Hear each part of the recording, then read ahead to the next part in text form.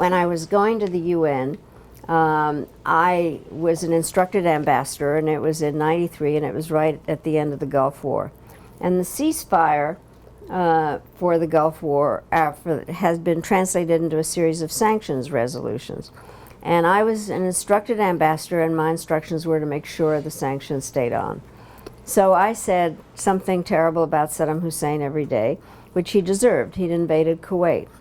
And so all of a sudden there was a poem in the papers in Baghdad comparing me to many things, but among them was an unparalleled serpent.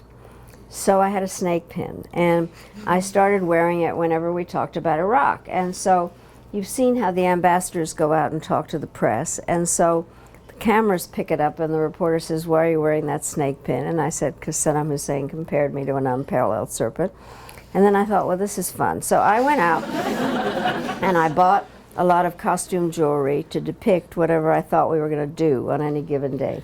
So on good days I wore flowers and butterflies and balloons, and on bad days a lot of carnivorous animals and spiders and things. The other ambassadors noticed, and so I don't know if you remember, but the first President Bush had said, "Read my lips, no new taxes."